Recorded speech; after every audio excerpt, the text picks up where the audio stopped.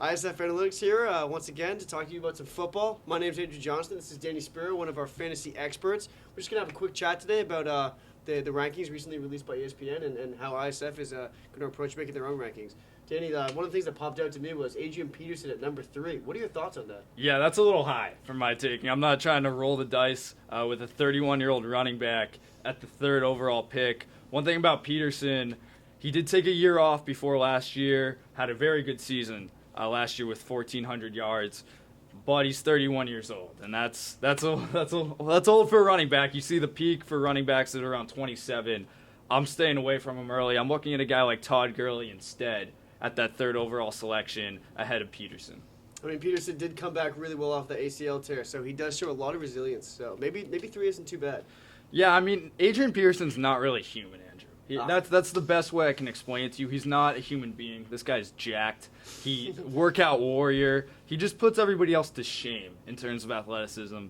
But on the other hand, he is 31 years old, and he can't run like this forever. He also has over 2,000 carries. So he's a guy I'm going to stay away from at the 3rd overall spot. ESPN has him there, not for my taking at 3rd overall. Where would you put him? I'd put him a little farther down, maybe around 10 overall.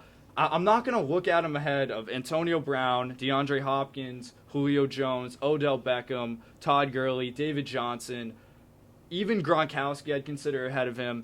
He's a guy that at 31 years old, he's already a statistical outlier at this point, and there's just another year. So I'm not really one to roll the dice with a 31-year-old. Even though he is coming in pretty healthy, I just don't see him having the ceiling of these other guys.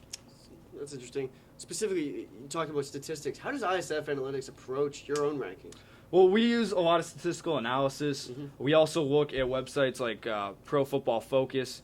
And one thing we do is we look at splits between positions when approaching our top 180. So, for example, we have determined that running backs are the most important position in terms of the difference between the number 1 ranked running back and the 12th ranked running back is a huge split.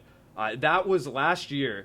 That was 128 points. That's a lot compared to a wide receiver at 94 points from the number 1 to number 12 position. So you're really wanting to find a good running back. But with that being said, you got the injury risk at running back, which is higher than virtually any other position. They also tend to wear down earlier because of the number of carries. It's also harder to find someone with job security at running back compared to wide receiver, where you got a guy like Odell Beckham who's never going to be in jeopardy of losing his number 1 wideout position with the Giants. Interesting. Who do you guys have at the top right now? We have Antonio Brown. I mean, AB is a guy you can't really go wrong with at the top of the rankings. Fantastic player.